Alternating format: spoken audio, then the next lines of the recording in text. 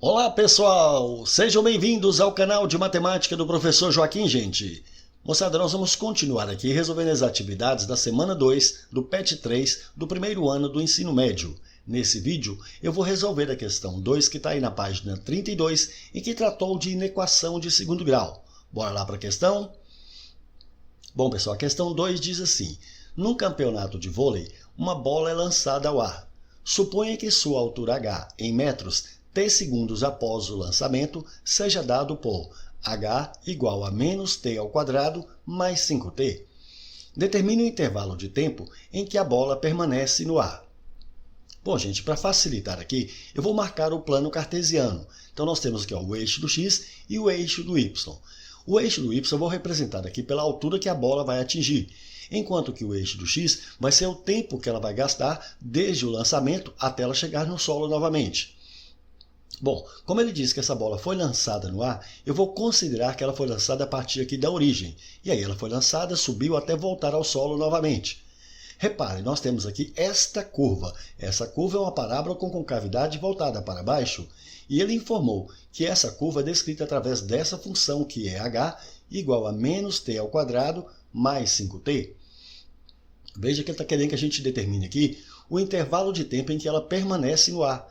Note que o tempo que ela permaneceu no ar é todos esses valores que estão sobre essa curva aqui, acima aqui desse eixo do x, ou seja, acima da origem.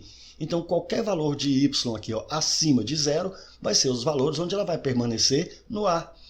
Então, esses valores aqui, notem, são os valores positivos para y, ou para a altura. Assim, nós precisamos que essa altura, ou que esta função aqui, seja maior do que zero. Então, notem, nós temos esta inequação, que é menos t ao quadrado mais 5t, maior que zero para resolver. Repare, não pode ser igual a zero, porque ele só quer saber quando ela permanece no ar. Aqui, quando chega em zero, ela está no chão. Então, nós temos que resolver esta inequação. E como que a gente vai fazer para resolver uma inequação de segundo grau? Vamos recordar que, dado uma função de segundo grau da forma ax² mais bx mais c, quando a gente precisa resolver uma inequação, a primeira coisa é determinar as raízes dessa nossa inequação. Então, eu preciso determinar as raízes dessa função. E como que a gente faz para determinar as raízes de uma função? É só pegar a função e igualar a zero. Agora, nós temos esta equação de segundo grau. E como que a gente faz para resolver uma equação de segundo grau? A gente aplica aqui a fórmula de Bhaskara. Aplicando a fórmula de Bhaskara, nós vamos ter aqui duas raízes, que eu vou chamar aqui de x1 e x2. O próximo passo, depois que a gente determina as raízes, é pegar esse eixo do x e colocar uma retinha para ele aqui. Aqui é a retinha que vai representar o eixo do x. E sobre essa retinha, a gente marca as raízes, que são x1 e x2. A regra diz para a gente que o valor de y, o sinal de y aqui, ele deve ser contrário ao sinal do termo a. E fora das raízes aqui, vai ser o mesmo sinal de a. Então, a regra diz que o valor do y entre as raízes deve ser contrário ao sinal de a. Então, gente, não esquece. Entre as raízes, contrário de a. E fora das raízes é o mesmo sinal de a. Então, a primeira coisa que a gente tem que fazer para resolver essa inequação é igualar essa inequação aqui, essa função, a zero. Então, nós vamos igualar a zero aqui para poder achar as raízes.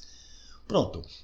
Mas como aqui dá negativo, eu vou multiplicar essa equação toda por menos 1 para a gente tirar esse sinal negativo aqui. Então, menos 1 vezes menos t2 vai ficar mais t2. Menos 1 vezes mais 5t, menos 5t. Menos 1 vezes 0, 0. Pronto, agora a gente vai resolver esta equação.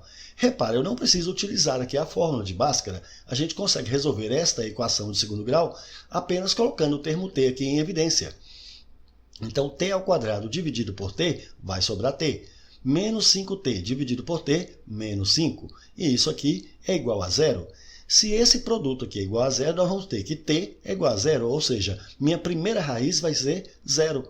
Para determinar a segunda raiz, agora eu pego t menos 5 e igual a zero.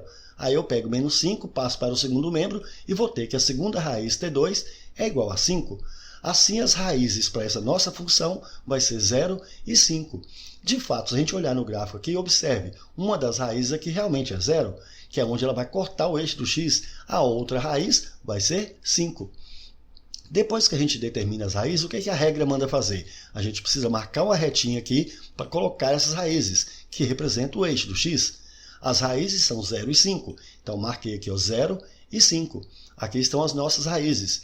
O próximo passo agora é a gente observar aqui. A inequação, repare, ela é maior do que zero. Notem que é só maior, não é maior igual, não tem sinal de igual.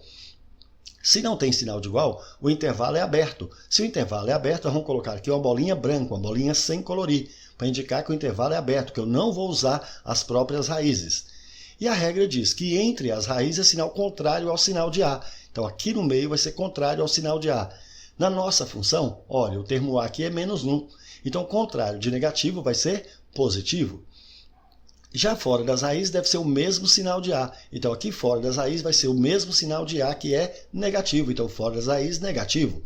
Mas nós queremos que essa nossa inequação seja maior que zero. Ou seja, a gente precisa que esse resultado seja positivo. E aonde que eu tenho essas imagens positivas aqui? Exatamente aqui, ó, entre 0 e 5. Assim eu preciso determinar em que intervalo de tempo que a bola permanece no ar. A bola vai permanecer no ar no intervalo de tempo t entre 0 e 5. Ou seja, t precisa ser menor do que 5. Ele está antes de 5, ele é menor do que 5, mas t está depois do 0. Então t é maior do que 0. E agora a gente coloca a solução definitiva. E aí isso aqui vai ser um conjunto formado de vários elementos t que pertencem ao conjunto dos números reais, tal que aí essa solução que nós encontramos aqui, ó, 0 menor que t, menor que 5. Assim, qual é o intervalo de tempo que a bola permanece no ar? Ela vai permanecer no ar no intervalo entre 0 e 5 segundos. Show de bola, uma questão muito bacana, muito bonita, não foi, gente? É isso aí, pessoal. Gostaram? Então deixe um like, compartilhe e comente, porque dessa forma poderemos continuar ajudando muitas outras pessoas que gostam e que também precisam estudar matemática, beleza? Valeu, gente, um abraço e até o próximo vídeo. Tchau, pessoal!